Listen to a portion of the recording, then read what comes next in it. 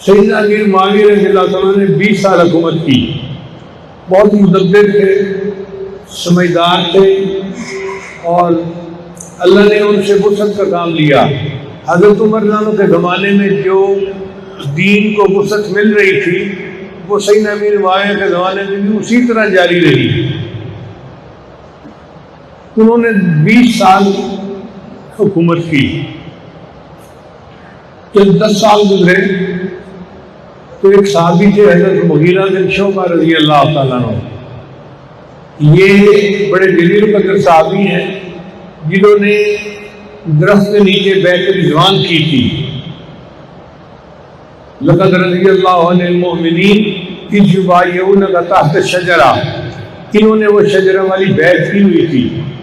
تو انہوں نے سیدنا امیر معاویہ عنہ کو آ کر ایک بات کہی کہ آپس میں خلافت کے عنوان پہ جو تنازع تھا اس میں 1 لاکھ مسلمان شہید ہوئے، اور بڑی مشکل سے یہ معاملہ ٹلا ہے، اور اب پھر دین اسلام کو وسعت مل رہی ہے اور امن و امان کا سلسلہ ہے۔ میرا جی چاہتا ہے کہ آپ اپنی زندگی میں اپنا کوئی ولی عہد مقرر کر دیں تاکہ آپ کے بعد دوبارہ یہ فتنہ نہ کھڑا ہو جائے۔ اب مشورہ دینے والے نے اخلاص کے ساتھ مشورہ دیا تو سیدنا امیر معاویہ عنہ نے دیکھا کہ کس کو نائب بنانا چاہیے۔ ان کو جتنے لوگ موجود تھے ان میں سب سے زیادہ بہتر اپنا بیٹا نظر آیا، یزید اس کا نام تھا۔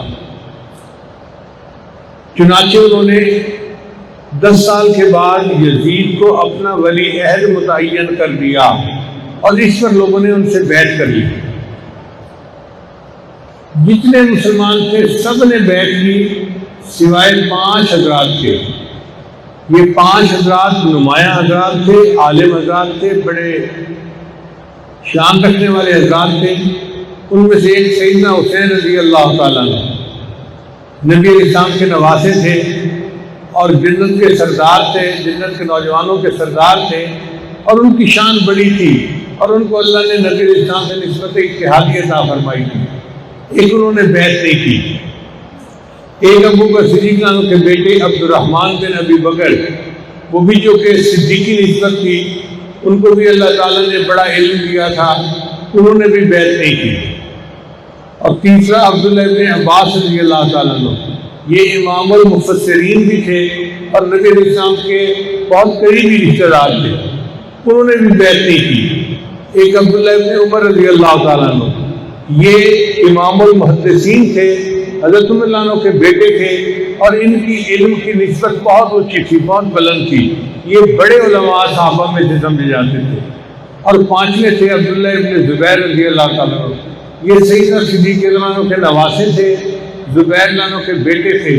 اللہ نے علم میں ان کو بھی اونچا مقام عطا فرمایا تھا، تو ان 5 حضرات نے بیعت نہیں کی۔ اب اللہ کی شان دیکھیے کہ وقت کے ساتھ عبد الرحمن بن ابی بکر فوت ہو گئے، تو باقی 4 حضرات رہ گئے۔ ایک سیدنا حسین عنہ، دوسرا سیدنا عبداللہ ابن زبیر عنہ، تیسرا عبداللہ ابن عمر اور عبداللہ ابن عباس عنہ۔ ان 4 میں سے 2 حضرات نے یہ فیصلہ کیا کہ ہمیں بیعت کر کے اجتماعیت کو مضبوط کر دینا چاہیے۔ چنانچہ عبداللہ ابن عمر عنہ نے اور عبداللہ ابن عباس عنہ نے اس کے ہاتھ پر بیعت کر لی۔ اب باقی 2 حضرات بچ گئے، ایک سیدنا حسین رضی اللہ تعالیٰ عنہ اور دوسرا عبداللہ ابن زبیر عنہ۔ عبداللہ ابن زبیر عنہ کے چاہنے والے مکہ مکرمہ میں بہت زیادہ تھے، اور سیدنا حسین عنہ کے چاہنے والے تو پوری دنیا میں تھے، لیکن مدینہ میں بہت ہی زیادہ تھے۔ اب عبداللہ ابن زبیر عنہ نے تو اپنے لیے عافیت اس میں ڈھونڈی کہ میں مکہ ہی میں رہوں گا، مکہ سے باہر نہیں نکلوں گا، تاکہ جو حاکم ہے وہ میرے خلاف کوئی قدم نہ اٹھا سکے۔ اور انہوں نے سیدنا حسین عنہ کو بھی یہی مشورہ دیا کہ آپ جائیں اور جا کے مدینہ طیبہ کے اندر رہیں، آپ کے جانثار لوگ موجود ہیں، آپ کو وہاں کوئی ہاتھ نہیں لگا سکتا، آپ اپنی آرام کی زندگی گزاریں گے۔ مگر سیدنا حسین علیہ السلام کا معاملہ اور تھا، ان کو کوفہ کے تقریباً 10-12 ہزار لوگوں کے خطوط ملے جس میں لوگوں نے کہا کہ جی آپ کوفہ آئیں، ہم آپ کے ہاتھ پر بیعت کرنے کے لیے تیار ہیں۔ اب سیدنا حسین علیہ السلام کے سامنے اتنے ہزاروں لوگوں کے خط تھے جس کہ مجھے ان لوگوں سے بیعت لے لینی چاہیے۔ اس کے لیے انہوں نے مسلم بن عقیل رضی اللہ عنہ کو بھیجا کہ آپ کوفہ جائیں اور جا کے وہاں کے حالات معلوم کریں۔ چنانچہ مسلم بن عقیل جب کوفہ آئے تو کوفہ والوں نے ان کا بڑا استقبال کیا۔ انہوں نے جوش و خروش دیکھا، کوفہ والوں کے حالات کو دیکھا، تو انہوں نے سیدنا حسین علیہ السلام کو خط لکھا کہ جی آپ تشریف لائیے، لوگ آپ کے ہاتھ پر بیعت کرنے کے لیے تڑپ رہے ہیں اور اس وقت بہت ضروری ہے آپ کا آنا۔ جب حاکم وقت کو پتہ چلا کہ کوفہ کے لوگ تو سیدنا حسین سے بیعت کرنا چاہتے ہیں تو اس نے کوفہ کے حاکم کو بدل دیا، ابن زیاد کو کوفہ کا گورنر بنا دیا۔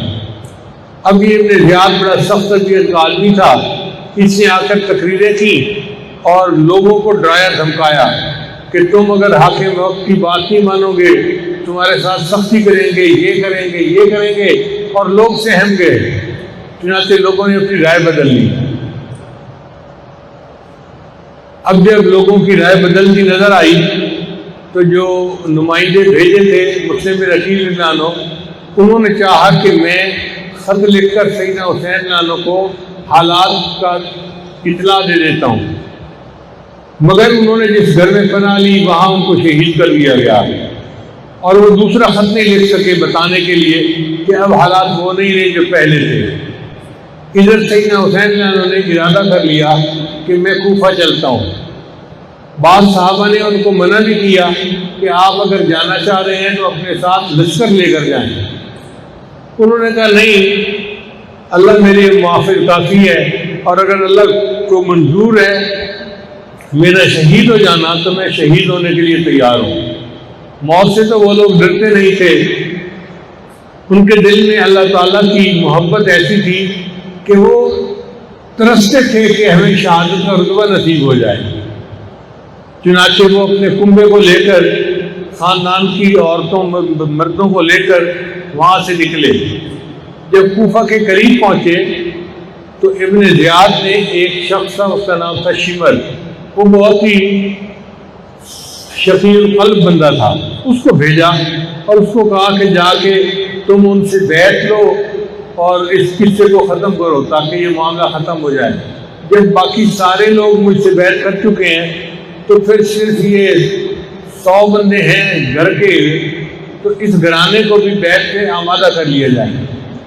چنانچہ وہ ہزاروں کا لشکر لے کر آیا اور ایک گھرانے کے تقریباً 100 کے قریب بندے ایک جگہ پر خیمہ لگائے ہوئے تھے، خیمے کا گھیرا کر لیا اور اس کے بعد انہوں نے ان کے کھانا پینا سامان جو پانی تھا وہ بند کر دیا۔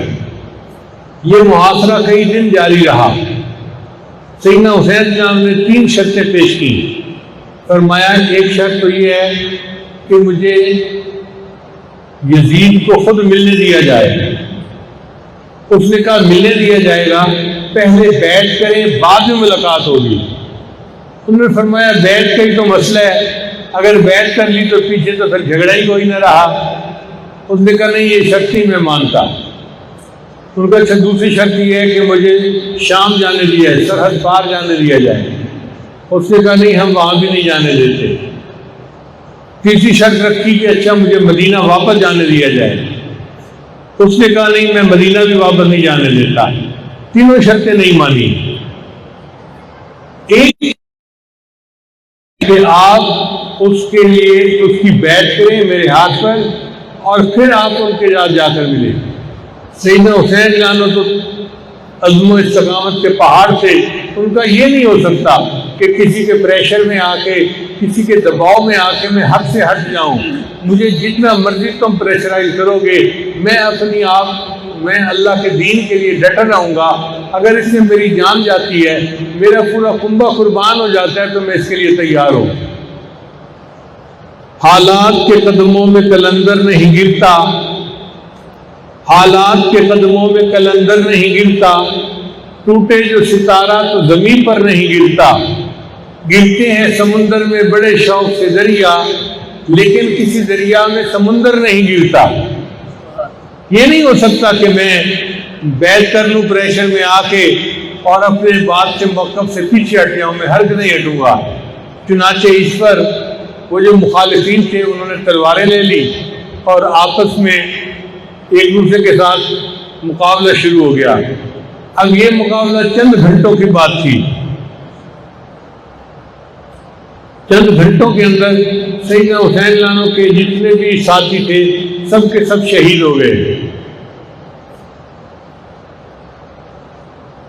مخالفین کے لشکر میں ایک صاحب تھے، ان کا نام تھا حر، ان کے بارے میں کتابوں میں لکھا ہے کہ وہ آ کر سیدنا حسین لانو کے ساتھ مل گئے اور انہوں نے بھی سیدنا حسین لانو کے ساتھ مل کر شہادت کا جام نوش کیا۔ پھر ایک وقت آیا کہ جب سارے مرد شہید ہو گئے، عورتیں خیمے میں تھیں اور خیموں میں ایک حضرت حسین لانو کے بیٹے تھے زین العابدین رحمۃ اللہ علیہ، بڑے عالم تھے مگر ان کو بخار تھا، بیمار تھا، تو وہ بھی خیمے کے اندر ہی تھے۔ باقی سارے مرد شہید ہو گئے۔ ایک وقت آیا کہ سیدنا حسین لانو اکیلے رہ گئے، تو سیدنا حسین لانو نے خود مقابلہ کیا۔ اب آپ اندازہ لگائیے کہ چاروں طرف سے مخالفین نے گھیرا کیا ہوا ہے اور ہزاروں کی تعداد میں ہیں، اور یہ اکیلے ہیں اور ان کے ساتھ نبرد آزما ہیں، اور ان کو موت سے کوئی ڈر نہیں ہے، بلکہ یہ اللہ کے دین کے لیے اپنی جان کا نذرانہ اپنے اللہ کو پیش کر رہے ہیں۔ اتنے میں عصر کی نماز کا وقت آ گیا تو سیدنا حسین نے عصر کی نماز قضا نہیں کی بلکہ عصر کی نماز پڑھنی شروع کر دی۔ وہ جانتے تھے کہ نماز اتنی اہم ہے کہ عین حالت جنگ میں بھی اس کو قضا نہیں کر سکتے، اس کو پڑھنا ضروری ہے۔ وہ سجدے کی اہمیت کو جانتے تھے، چنانچہ وہی ہوا کہ جب وہ سجدے میں گئے تو مخالفین نے ان کو شہید کر دیا اور انہوں نے جام شہادت نوش کر لیا۔ تقریباً 72 لوگ تھے جنہوں نے اپنی جانوں کا نذرانہ پیش کیا، اور یہ قربانی بہت بڑی قربانی تھی۔ ابراہیم خلیل اللہ نے تو ایک بیٹے کی قربانی پیش کی تھی، اور نبی علیہ السلام کے نواسے نے پورے کنبے کی قربانی پیش کی۔ قربانی وہ بھی تھی، قربانی یہ بھی تھی۔ وہ قربانی بھی توحید کی یاد دلاتی ہے اور سیدنا حسین لانو کی قربانی بھی توحید کی یاد دلاتی ہے۔ چنانچہ سیدنا حسین لانو کی یہ قربانی تاریخ کا ایک حصہ بن گئی۔ شاعر نے کہا کتنی خدمت کر گیا وہ جیتے جی اسلام کی، لاج رکھ لی اس نے اپنے نانا جی کے نام کی، دے گیا باطل کی وہ ساری فوجوں کو شکست، کھول کر رکھ لی کی، اس نے جو کرنا تھا وہ کر ہی گیا دین کے لیے، اس کو پرواہ ہی نہ تھی جیسے کبھی آلام کی، روند ڈالی غیر کی ساری بھیانت ساتھ، روشنی پھیلا گیا وہ آخری پیغام کی، کربلا میں وہ کھڑا تھا استقامت کا پہاڑ، دھمکیاں ملتی رہیں گرچہ برے انجام کی۔ بہت کوشش کی گئی کہ وہ دباؤ میں آ جائیں، مگر سیدنا حسین رضی اللہ تعالیٰ عنہ تو استقامت کے پہاڑ تھے۔ انہوں نے ثابت کر دیا کہ ہرگز نہیں، جب مومن دین کے لیے قدم اٹھا لیتا ہے تو پھر اپنی جان کا نذرانہ بھی اپنے اللہ کو پیش کر دیتا ہے۔ ہری ہے شاخ تمنا ابھی جلی تو نہیں، دبی ہے آگ جگر کی مگر بجھی تو نہیں، جفا کی تیغ سے گردن وفا شعاروں کی، کٹی ہے برسر میدان مگر جھکی تو نہیں۔ مومن کی گردن کٹ سکتی ہے مگر باطل کے سامنے جھک نہیں سکتی۔ چنانچہ یہ درس تھا جو سیدنا حسین نے اپنی شہادت کے ذریعے اس امت کو دیا۔ حدیث مبارکہ میں آتا ہے کہ شہید کے خون کا پہلا قطرہ جب زمین پر گرتا ہے اللہ تعالیٰ اس کے سارے گناہوں کو معاف فرما دیتے ہیں۔ پھر حدیث مبارکہ میں آتا ہے کہ اللہ تعالیٰ جنتیوں سے جنت میں پوچھیں گے کہ کیا تمہیں کسی اور چیز کی ضرورت ہے؟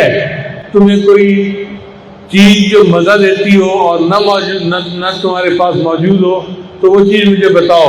تو جنتی کہیں گے نہیں یا اللہ، آپ نے جو دیا ہمیں ہر نعمت یہاں موجود ہے، بس ہمیں اور کسی چیز کی ضرورت نہیں ہے۔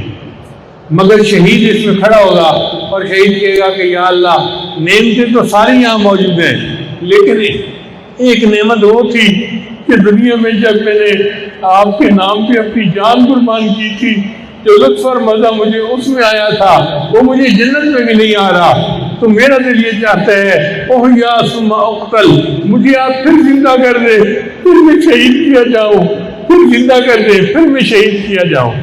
تو شہید کو اللہ تعالیٰ ایسی لذت عطا فرماتے ہیں کہ وہ جنت میں بھی تمنا کرے گا کہ مجھے زندہ کیا جاتا اور مجھے دوبارہ شہید کیا جاتا۔